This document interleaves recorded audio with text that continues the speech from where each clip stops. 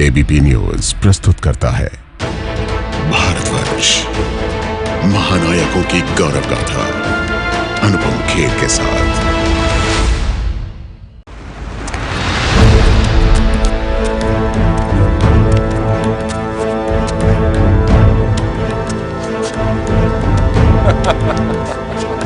तुम्हारी यही जगह है पृथ्वीराज।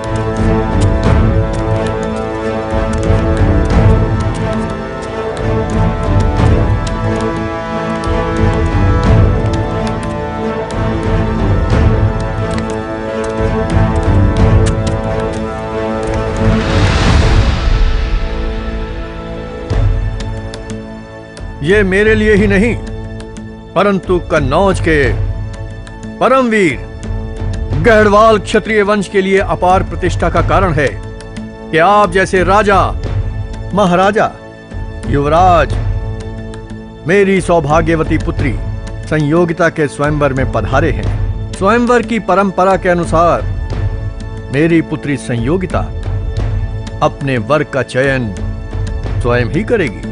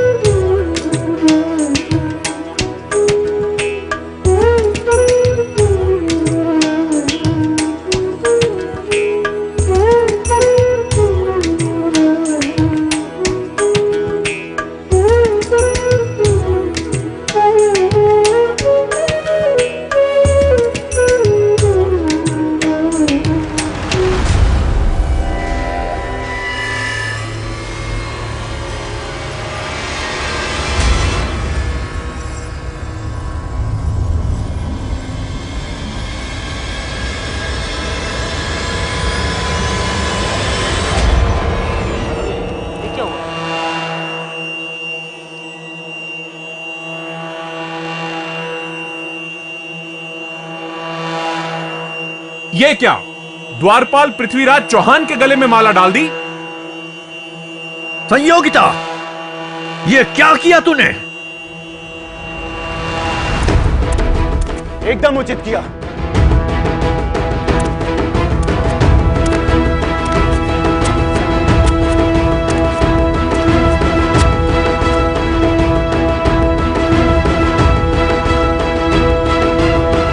सैनिकों, पकड़ो इस दुष्ट को।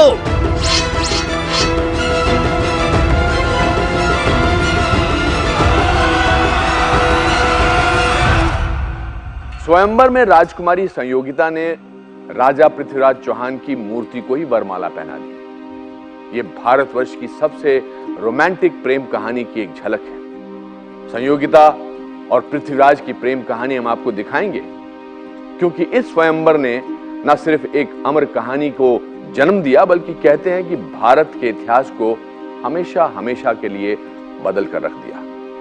नमस्कार, मैं अनुपम खेर। टेलीविजन न्यूज इतिहास की सबसे बड़ी सीरीज भारतवर्ष में आपका स्वागत है। भारतवर्ष में हम इतिहास के उस दौर में खड़े हैं जब एक बार फिर भारत छोटे छोटे राजे रजवाड़ों में बिखर रहा था, बटा हुआ था। ये राजे रजवाड़े एक दूसरे से लड़ते मरते रहते थे। भारत को एक रखने वाली केंद्रीय ताकत नहीं थी। मध्य एशिया, अफगानिस्तान से लुटेरे आते थे, लूटमार के बाद वापस लौट जाते थे। इसी बीच अपने पिता की मृत्यु के बाद अजमेर में 11 साल की उम्र में पृथ्वीराज चौहान का राज्याभिषेक हुआ। उसे राजगद्दी पर बिठाया गया।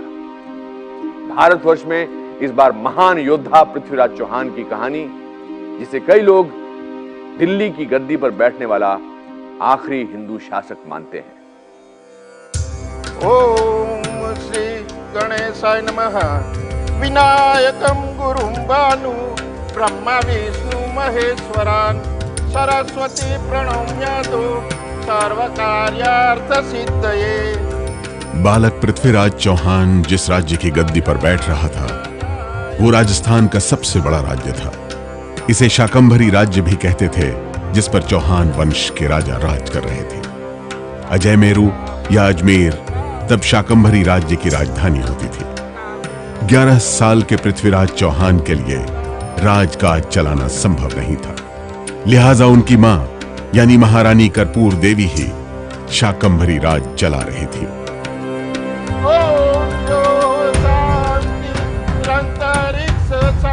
ये राजस्थानी सामाजिक राजनीतिक मूल्यों की एक परंपरा रही है कि राजगद्दी खाली नहीं रह सकती।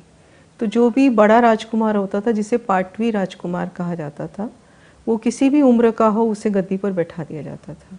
और उसमें एक प्रोविज़न ये था कि जो उसकी माँ है, जो कि राजा की मृत्यु के बाद अब राजमाता का टाइटल ले लेती है, वो राजमाता ऑन बिहाफ ऑफ अपने नाबालिग पुत्र के शासन कार्य चलाती है। पृथ्वीराज का राज्य अभिषेक किन हालात में हुआ था, पिता सोमेश्वर की मौत किन हालात में हुई थी, इसके बारे में कई तरह की कहानियां हैं। एक कहानी का जिक्र पृथ्वीराज रासो में आता है। पृथ्वीराज चौहान और उनके वंश के बारे में सबसे चर्चित किताब पृथ्वीराज रासो ही है। पृथ्वीराज रासो में लिखी सभी कहानियों की ऐतिहासिक पुष्टि नहीं होती है, लेकिन कहानी दिलचस्प है। उस समय आज के गुजरात और तब के वल्लभी में चालुक्य वंश के महाराजा भीमदेव सोलंकी का राज था। भीमदेव सोलंकी के पास बड़ी सेना थी।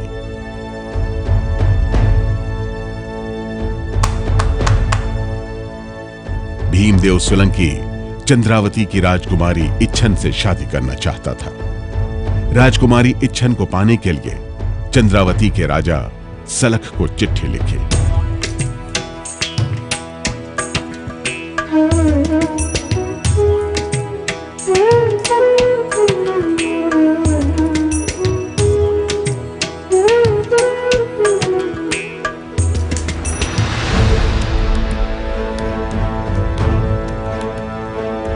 लेकिन राजा सलख ने भीमदेव से अपनी बेटी की शादी करने से इनकार कर दिया।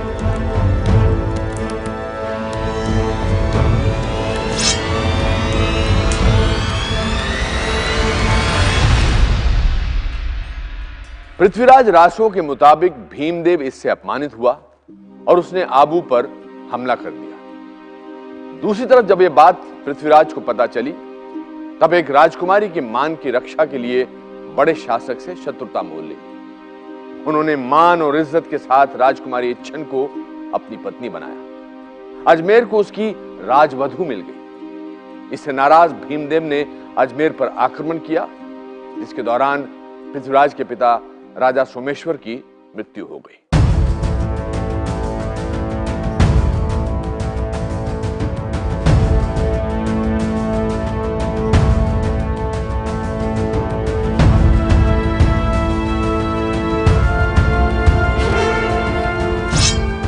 मैं प्रण लेता हूं, अपने पिता महाराज सोमेश्वर की मृत्यु का प्रतिशोध लेकर आऊंगा। जब तक प्रतिशोध नहीं लूंगा, घी नहीं खाऊंगा, पगड़ी नहीं पहनूंगा। महाराज पृथ्वीराज चौहान की जय! महाराज पृथ्वीराज चौहान की जय! महाराज पृथ्वीराज चौहान की जय! महाराज पृथ्वीराज चौहान की जय! महाराज पृथ्वीराज चौहान की जय! राजकुमारी इच्छन से विवाह की वजह से पृथ्वीराज चौहान और राजा भीमदेव के बीच ठनी, ऐसा पृथ्वीराज रासो में लिखा है। लेकिन यह बात ऐतिहासिक रूप से सही नहीं लगती। पृथ्वीराज जब 11 साल के थे, तभी उनके पिता राजा सोमेश्वर की मृत्यु के बाद राज्याभिषेक हो गया था, ऐसा ज्यादातर इतिहासकारों का मानना है।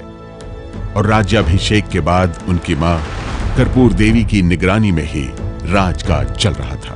भीमदेव से लड़ाई की असल वजह पृथ्वीराज चौहान की राज्य विस्तार की नीति थी, जो पृथ्वीराज के बड़े होने के बाद शुरू होती है। पृथ्वीराज चौहान के राज्याभिषेक को लेकर भी एक बड़ा सवाल है। सवाल यह है कि क्या उसका राज्याभिषेक सिर्फ अजमेर में हुआ था या अजमेर के साथ साथ दिल्ली में भी हुआ था। किताब पृथ्वीराज रासो के मुताबिक उनके नाना अनंगपाल ही दिल्ली के राजा थे।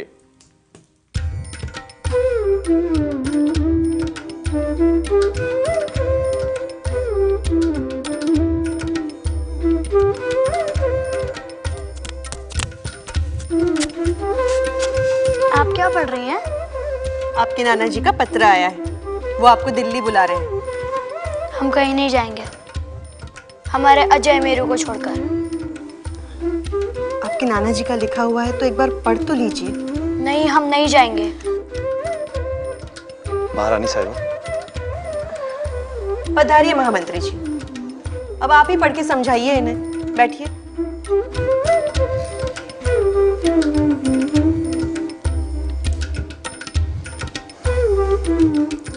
आपसे विनती है कि आप अपने कुल दीपक को मेरा कुल दीपक बना दें।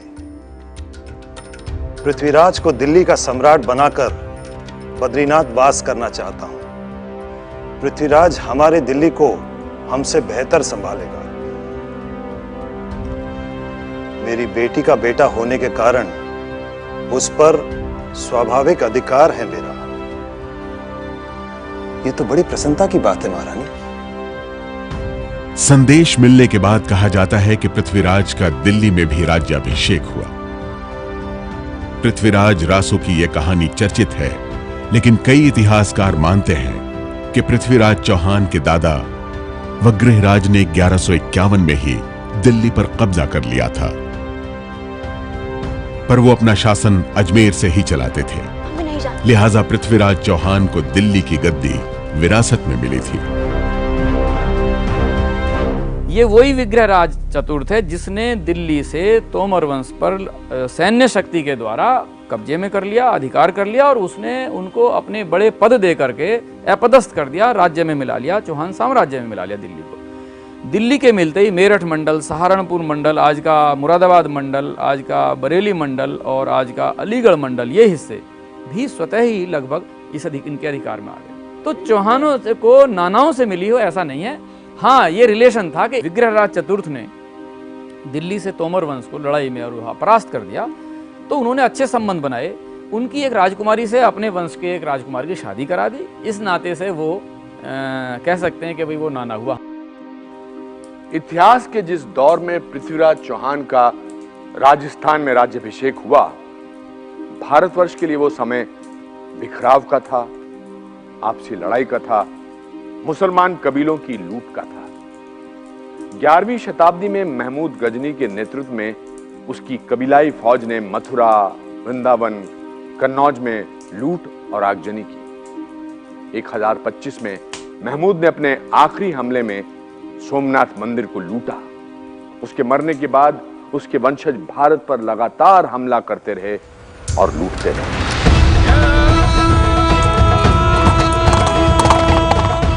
12वीं शताब्दी में उसकी जगह गौर के मुइजुद्दीन मोहम्मद ने ली, जिसे हम मोहम्मद गौरी के नाम से जानते हैं।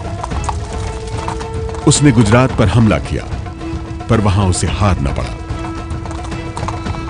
लेकिन पश्चिमी पंजाब में वो अपना राज्य कायम करने में सफल रहा और वो पंजाब के लाहौर में अपना परचम लहराने में कामयाब हुआ। जब बाहर से एक के बाद एक हमले हो रहे थे, उस समय उत्तर भारत के छोटे छोटे राज्य आपसी टकराव और युद्ध में व्यस्त थे। कन्नौज के गढ़वाल, बुंदेलखंड के चंदेल, जबलपुर के पास कलचुरी, मालवा में परमार और गुजरात में चालुक्य वंश का शासन था, जबकि राजस्थान और उसके पास के इलाकों में चौहानों का राज्य था, जिसका केंद्र अजमेर था। इन राज्यों के अंदर भी छोटे छोटे सामंत और राजा हुआ करते थे। बड़े राजा से स्वतंत्र होने की कोशिश में रहते थे। कि भारत उस समय सांस्कृतिक दृष्टि से तो एक हो सकता है, क्योंकि तीर्थ स्थानों की स्थापना हो चुकी है और भी कई बहुत से कारण हो थे, लेकिन राजनीतिक दृष्टि से बिल्कुल एक नहीं था, आर्थिक दृष्टि से भी एक नहीं था। राजनीतिक दृष्टि से जहाँ एक चौहान साम्राज्य था, वहाँ पंजाब जो है वो तुर्क लोगों के पास में था, वहीं जो है गुजरात का अपना राज्य था, वहीं जो है मध्य प्रदेश में अपना राज्य था, बंगाल में अपना राज्य था, दक्षिण भारत में अपने राज्य थे। तो कोई एक राजनीतिक इकाई थी ही नहीं।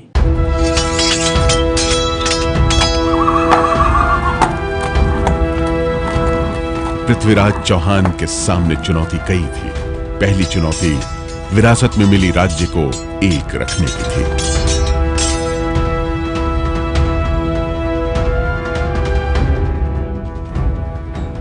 महाराज, राज्य में सब कुशल और शांति है, पर सीमा पर इस वक्त शत्रुओं की हलचल बढ़ गई है। कौन है वो शत्रु? एक नहीं कई है महाराज, पर इस वक्त सबसे ज्यादा खतरा विग्र राज्य के पुत्र नागार्जुन से है। नागार्जुन? जी महाराज, नागार्जुन गुड़पुर पर अधिकार कर अजय मेरू की तरफ बढ़ने की योजना बना रहे हैं। क्या कहा आपने? अजय मेरू? जी। क्या वो जानता नहीं है कि हमारे राज्य में विद्रोह करने का क्या परिणाम होता है? नागार्जुन पृथ्वीराज का चचेरा भाई था, लेकिन उसे विद्रोह का जो परिणाम भुगतना पड़ा वो सचमुच दिल दहला देने वाला था। आज जहां दिल्ली से सटा गुड़गांव शहर है, 12वीं शताब्दी में वो गुड़पुर कहलाता था। पृथ्वीराज चौहान की सेना ने गुड़पुर को घेर कर आक्रमण कर दिया। पृथ्वीराज चौहान के आक्रमण के दौरान नागार्जुन भाग निकला, लेकिन उसके परिवार के लोग और कई सैनिक बंदी बना लिए गए। कहते हैं पृथ्वीराज के आदेश से कई बंदियों का सर धड़ से अलग कर दिया गया, काट दिया गया। पृथ्वीराज चौहान के आदेश से कटे हुए सिरों को बंधनवार की तरह अजमेर के दरवाजे पर सजाया गया। ये पृथ्वीराज के दुश्मनों के लिए एक बड़ी चेतावनी थी। इस जीत के बाद भी पृथ्वीराज का सैनिक अभियान रुका नहीं। पृथ्वीराज चौहान ने अपना सैनिक अभियान जारी रखा। गुड़पुर के बाद उसने भंडानक प्रदेश पर आक्रमण किया और उसे पराजित कर अपने राज्य में मिला लिया। ऐसा अनुमान है कि भंडानक प्रदेश चौहान राज्य की पूर्वी सीमा से सटा था। भंडानकों के राज्य पर अधिकार कर लेने के बाद पृथ्वीराज की सेना चंदेल राज्य की तरफ बढ़ी, जो आज उत्तर प्रदेश और मध्य प्रदेश में फैले बुंदेलखंड का इलाका है। महोबा चंदेल राज्य की राजधानी थी। चंदेल योद्धा आल्हा और उदल की वीरता के बावजूद पृथ्वीराज को जीत मिली। इस जीत से उसकी सीमा का विस्तार तो ज्यादा नहीं हुआ, लेकिन वो धन संपदा जुटाने में कामयाब रहा। इनके मन में शायद यही बात थी कि एक साम्राज्य की स्थापना हो। क्यों? क्योंकि चौहान वंश पहले ही बहुत फैला हुआ है, विख्यात है, जाना माना है। जिनके साथ इन्होंने युद्ध किया उनको या तो इन्होंने बंदी बना लिया या उन्होंने इनकी आधिपत्य को स्वीकार कर लिया। तो शायद ये इनके दिमाग में यही रोड मैप होगा कि मैं अपने काल का एक राजा बन जाऊं। अब 20-22 साल का युवक अगर 10 साल भी लड़े, 20 साल भी लड़े, तो 20 साल बहुत हैं सूझबूझ और स्वयं नेतृत्व करके राज्य विस्तार करने के लिए। शुरुआती सैनिक अभियानों में मिली जीत से पृथ्वीराज की महत्वाकांक्षाएं जाग उठी। वो सम्राट बनना चाहता था, दिग्विजय करना चाहता था। वो सम्राटों की तरह आसपास के सभी राज्यों को जीतने की योजना बनाने लगा, लेकिन यह आसान नहीं था। उन दिनों कुछ बड़े राजपूत राज्य पृथ्वीराज चौहान को टक्कर देने की स्थिति में थे और एक विदेशी आक्रमणकारी का खतरा भी पंजाब से लगने वाली उसकी सीमा पर दस्तक दे रहा था। महाराज, हमारे राज्य के दक्षिण में चालुक्य राजा भीमदेव की शक्ति बढ़ती जा रही है। यह हमारे लिए समस्या खड़ी कर सकते हैं।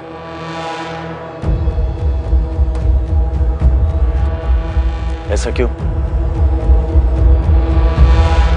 नाडोल और आबू के पास हमारी सीमाएं चालुक्य राज्य से मिलती हैं और वो इन्हीं रास्तों से हमारे सीमावर्ती इलाकों पर कब्जा करने की कोशिश में है।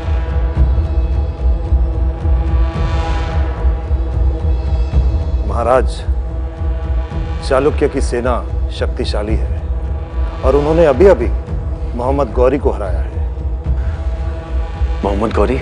महाराज, मोहम्मद गौरी पश्चिम में मुल्तान, उच्च और सिंध को जीतता हुआ चालुक्यों की सीमा में घुसने की कोशिश की थी, परंतु चालुक्यों से मिली हार के बाद अब वो पंजाब की ओर रुख कर चुके हैं। पंजाब की ओर?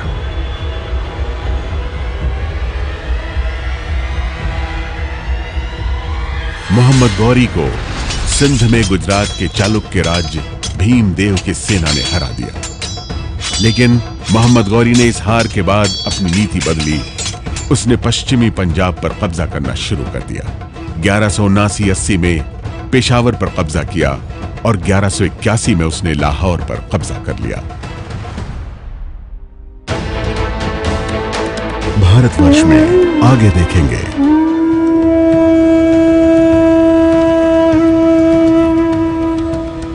पिताजी, अपने जाने में तो दिल्ली नरेश पृथ्वीराज को ही अपना जीवन धन मान चुकी हूँ।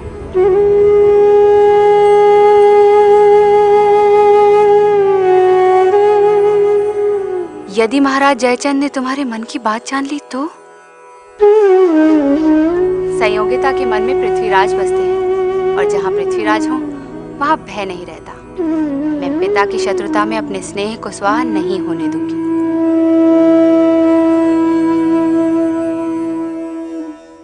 मोहम्मद गौरी 1186 तक पृथ्वीराज चौहान को चुनौती देने के लिए बिल्कुल तैयार हो गया था। सवाल था कि कब और कहां। उधर पृथ्वीराज चौहान राजपूत राजाओं पर शुरुआती जीत के बाद गुजरात के भीमदेव से भिड़े, लेकिन इस लड़ाई में किसी को कोई निर्णायक जीत नहीं मिली। पृथ्वीराज चौहान नौजवान थे, महत्वाकांक्षी थे और रुकने वाले नहीं थे। अब पृथ्वीराज चौहान ने अपना रुख कन्नौज की तरफ किया। कन्नौज से दो तरह की कहानियां आती हैं, एक युद्ध की और दूसरी अमर प्रेम की। पहले बात अमर प्रेम की।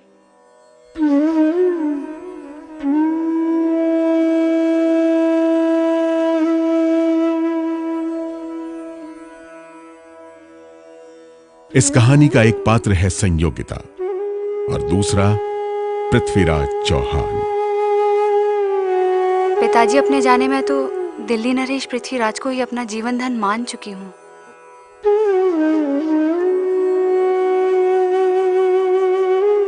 संयोगिता के पिता कन्नौज के राजा जयचंद थे। राजा जयचंद और पृथ्वीराज के बीच भारी मनमुटाव था। दोनों ही एक दूसरे को नीचा दिखाने और राज्य पर कब्जा करने की कोशिश में लगे रहते थे।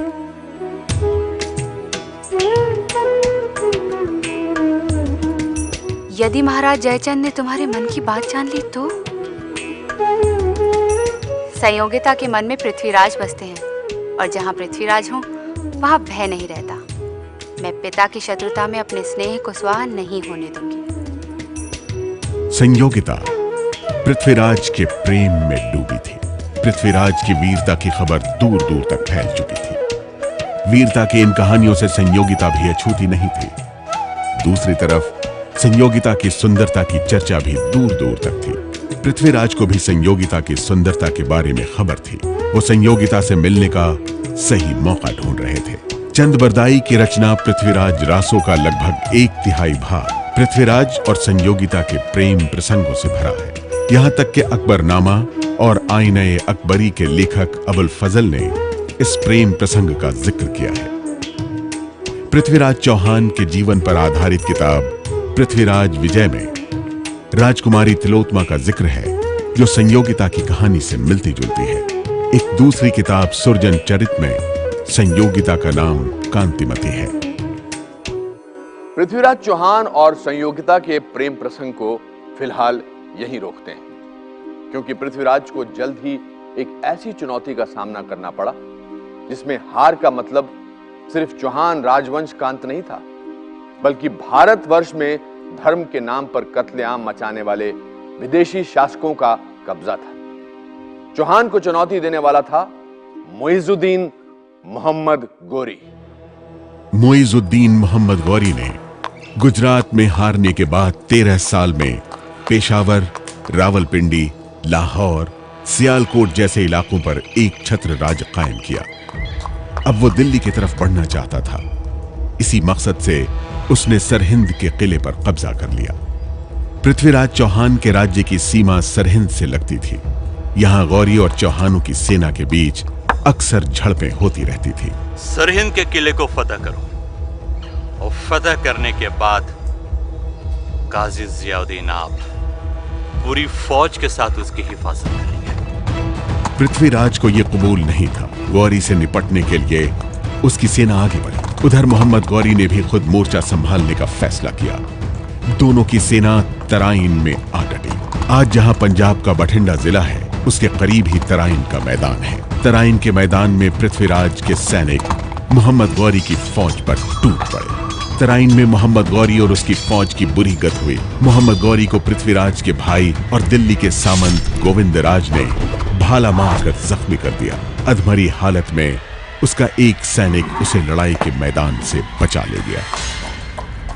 उन पर ये ब्लेम है कि भाई उन्होंने भागते हुए मोहम्मद गौरी की सेनाओं को घुड़सवार दस्ते भेज करके कटवाया नहीं, भागते हुए शत्रुओं को। ये उनकी गलती थी। ये वास्तव में एक कूटनीतिक उनसे गलती हुई है। शायद यहाँ वो उन उच्च मानवीय और सांस्कृतिक परंपराओं के वाहक बने हुए दिखते हैं। पृथ्वीराज के शत्रु ने अगर पीठ दिखा दी तो उसको पीछे से नहीं मारना। यहां बहुत सारे प्रश्न हैं। सबसे महत्वपूर्ण प्रश्न कि पृथ्वीराज चौहान ने गौरी का पीछा कर उसे मारा क्यों नहीं, खत्म क्यों नहीं किया? अगर मार देते तो भारतवर्ष का इतिहास क्या कुछ और होता? खैर, इस लड़ाई को तराइन की पहली लड़ाई कहा जाता है और इसमें पृथ्वीराज चौहान की जीत हुई और इस जीत ने उसे भारतवर्ष का सबसे चमकदार तारा बना दिया। उधर संयोगिता कन्नौज में उस सूर्य की रोशनी को समेटने के लिए तैयार थी। इससे बेखबर संयोगिता के पिता जयचंद ने कन्नौज में संयोगिता के लिए स्वयंवर रखा। राजा जयचंद ने संयोगिता के स्वयंवर के लिए देश भर के राजकुमार, राजा महाराजा को बुलाया, लेकिन पृथ्वीराज को आमंत्रित नहीं किया। तुम्हारी यही जगह है पृथ्वीराज? इतना ही नहीं, पृथ्वीराज को अपमानित करने के लिए द्वारपाल की जगह पृथ्वीराज की मूर्ति लगवा दी।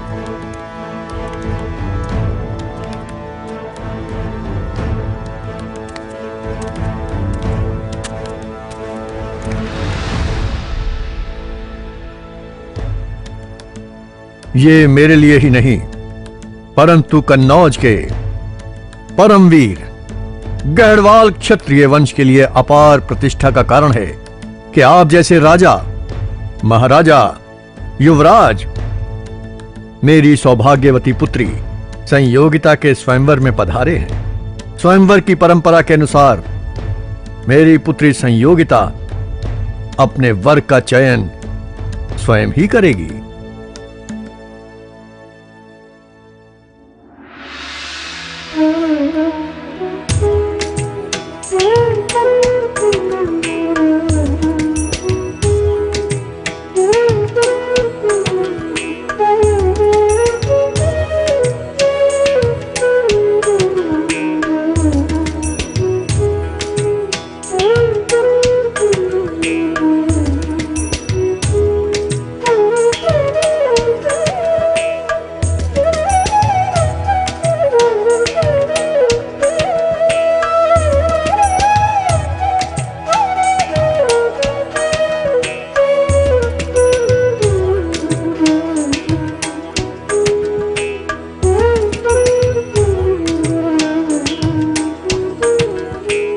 पृथ्वीराज चौहान राजा जयचंद के दरबार में पनवारी के रूप में मौजूद थे। उन्हें मौके का इंतजार था।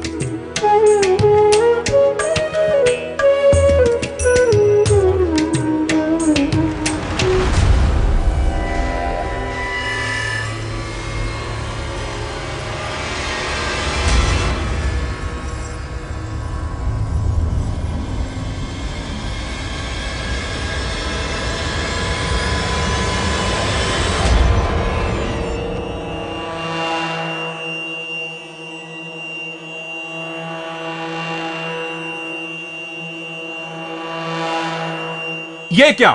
द्वारपाल पृथ्वीराज चौहान के गले में माला डाल दी?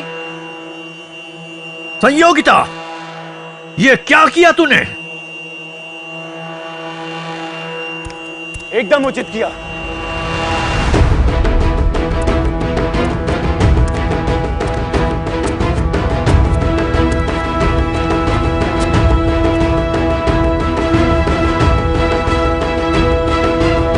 सैनिकों, पकड़ो इस दुष्ट को।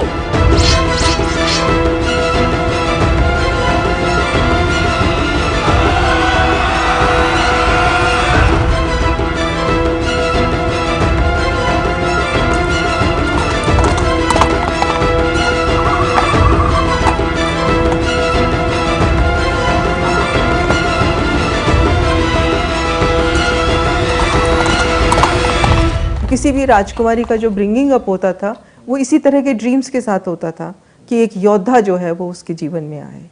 तो ऐसी स्थिति में संयोगिता का उसकी तरफ आकर्षित होना भी कोई बहुत बड़ी बात नहीं थी। और पृथ्वीराज का भी अगर उसके गर्व को और उसके अभिमान को कहीं पर चोट पहुंचाई गई है तो उस स्थिति में भी उसका वहाँ उपस्थित होना कोई अनहोनी बात नहीं थी। तीसरी बात, जैसा मैंने कहा कि धर्मशास्त्र के अनुसार स्वयंवर भी जो है वो स्वीकृत विवाह है, तो ये संयोगिता के साथ उसका विवाह या प्रेम प्रसंग कोई ऐसी अनहोनी घटना नहीं थी। कन्नौज का राजा जयचंद पृथ्वीराज चौहान का शत्रु तो था ही, लेकिन संयोगिता के हरण और शादी ने आग में घी का काम किया। पहले से ही पृथ्वीराज चौहान की बढ़ती ताकत से उत्तर भारत के कई शक्तिशाली राजपूत राजा उसे नापसंद कर रहे थे।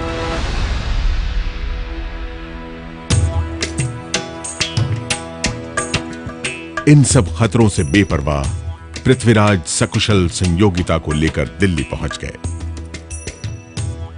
पृथ्वीराज संयोगिता के प्रेम में इस तरह डूबे कि दिन दुनिया राजपाट की उन्हें कोई फिक्र न रही। मंत्री और आम लोगों से पृथ्वीराज ने मिलना ही छोड़ दिया। दूसरी तरफ पृथ्वीराज से पराजित गौरी की नजर बदले पर थी। गौरी के लिए नींद और आराम दोनों ही हराम हो गए थे। जब से हिंद के राजा से मैं हारा हूं, अपने जिस्म से कपड़े नहीं बदले, औरतों से दूर रहा, जंग से दूर रहने वालों को मैंने मुंह भी नहीं देखा। मेरा सिर्फ एक ही मकसद है, फिर से फौज को इकट्ठा करना और फिर से हमला। और हमला हुआ भी सिर्फ 1 साल बाद 1192 में। उधर संयोगिता के हरण और विवाह से पृथ्वीराज चौहान अपने महल से बाहर नहीं आता था। पृथ्वीराज रासो में चंद बरदाई ने लिखा है कि गौरी के दोबारा हमले की सूचना देने वो महल पहुंचा। उसने अंतःपुर की सेविका को हालात के ब्यौरे के साथ पत्र दिया। सेविका चिट्ठी लेकर अंदर गई। महाराज पृथ्वीराज चौहान और संयोगिता शयन कक्ष में थे, लिहाजा वो बाहर ही चिट्ठी छोड़कर आ जाती है। उस जगह पर पहले ही कई राजकीय पत्रों का ढेर था, मतलब पृथ्वीराज ने उन पत्रों को पढ़ा तक नहीं था। सेविका ने चंद बरदाई को इस बारे में बता दिया।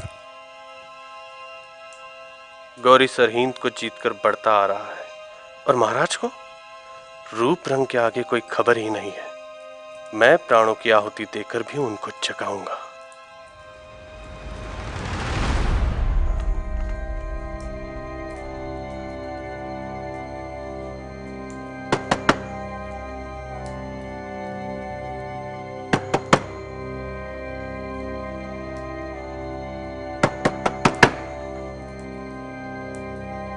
कुछ इन हालात में पृथ्वीराज को पता चला कि एक बार फिर सरहिंद पर कब्जा करता हुआ मोहम्मद गोरी दिल्ली की तरफ बढ़ने जा रहा है। भारतवर्ष में आगे देखेंगे। तमाशा दिखा रहा है पिथौरा। बाण चला रहा है पिथौरा, बाण चला। चला चला। 4 पास 24 गज, अंगुल अष्ट प्रमाण। दाव पर सुल्तान है, मत चूको चौहान।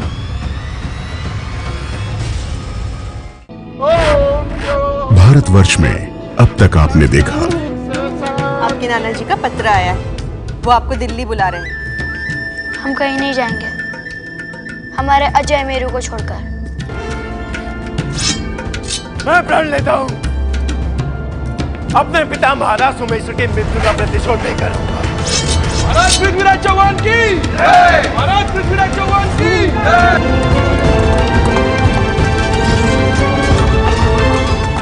नागार्जुन गुड़पुर पर अधिकार कर अजय मेरू की तरफ बढ़ने की योजना बना रहे हैं। क्या वो जानता नहीं है कि हमारे राज्य में विद्रोह करने का क्या परिणाम होता है?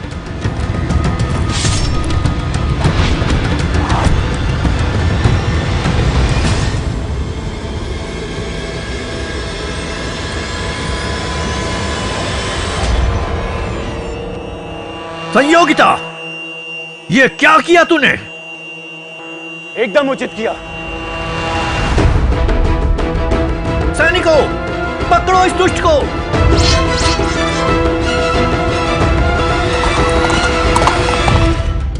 जब से हिंद के राजा से मैं हारा हूं, अपने जिस्म से कपड़े नहीं बदले। मेरा सिर्फ एक ही मकसद है, फिर से फौज को इकट्ठा करना और फिर से हमला। गोरी पिछले 1 साल से इस हमले की तैयारी कर रहा था, जबकि पृथ्वीराज जीत के बाद अपने लोगों से दूर होता जा रहा था। उधर संयोगिता के हरण से उत्तर भारत के सबसे बड़े राज्य कन्नौज के राजा जयचंद से किसी मदद की उम्मीद नहीं थी। गुजरात के भीमदेव और बुंदेलखंड के राजाओं से भी पहले ही लड़ चुका था, इसलिए राजपूत एकजुट होकर लड़ने के लिए तैयार ही नहीं थे। दूसरी तरफ गोरी 1.25 लाख कवचधारी योद्धाओं की फौज लेकर पृथ्वीराज को टक्कर देने के लिए आगे बढ़ रहा था। एक बार फिर तराइन के मैदान में पृथ्वीराज और मोहम्मद गौरी की फौज का आमना सामना हुआ।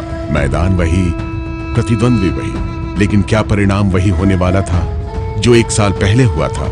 युद्ध शुरू होता उससे पहले मोहम्मद गौरी ने संधि समझौते के लिए प्रस्ताव भेजा।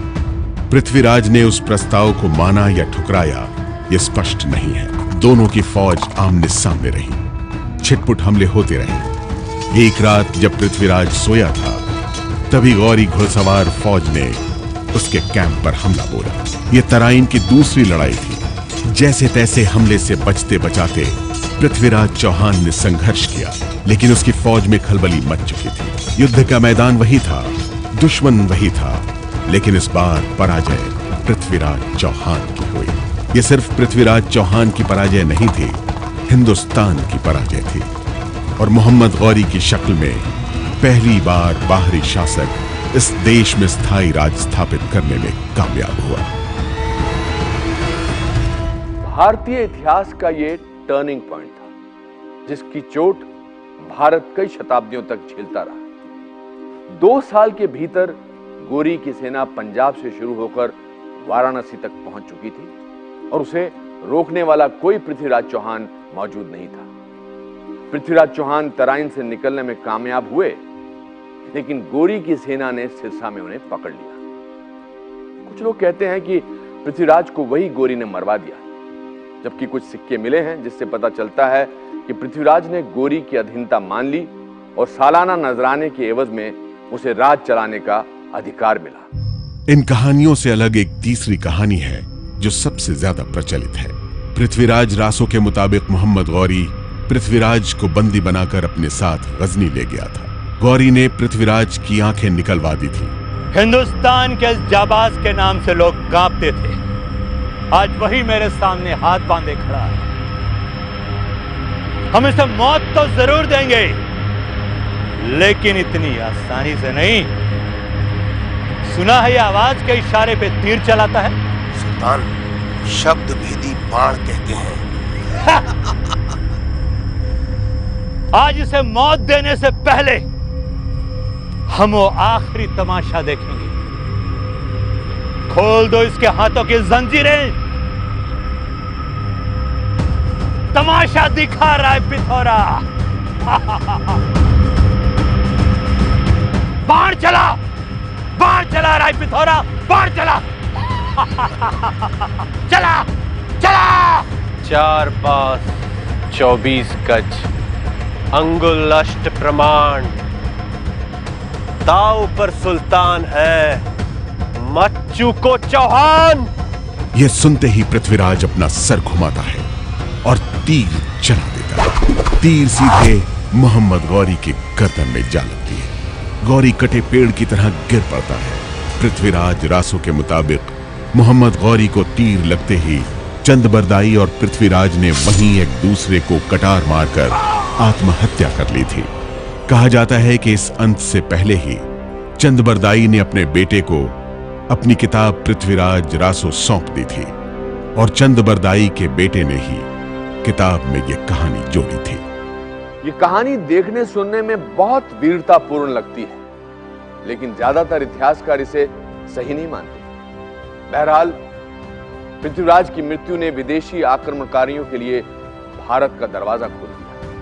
गोरी, लोदी, ऐबक, बाबर और फिर अंग्रेजों ने भारतवर्ष में जो किया वो एक अलग ही कहानी है। लेकिन कुछ सवाल हैं जो आज भी भारतवासियों को कचोटते हैं। क्या पृथ्वीराज का साथ तब के देसी राजा महाराजा नहीं दे सकते थे? क्या साथ मिलकर दुश्मन से लड़ा नहीं जा सकता था? अपने छोटे छोटे हित और स्वार्थों से ऊपर उठकर क्या पूरे भारतवर्ष के बारे में नहीं सोचा जा सकता? ऐसे सवाल तो आज के लिए भी प्रासंगिक है। इस बारे में सोचिएगा जरूर। भारतवर्ष के अगले एपिसोड में देखिए। हमने तुम्हें सुबह बुलवाया था, तुम शाम तक आ गए। क्यों? मैंने एक नजारा देखा, उसी को देखने में अटक गया। ऐसा कौन सा नजारा हो सकता है जो सुल्तान की हुक्म करने को मजबूर करे? मैंने सुई की नोक से भी बारीक छेद से एक कारवां गुजरता हुआ देखा। तुमने सुई की नोक से भी बारीक छेद से एक कारवां गुजरता देखा।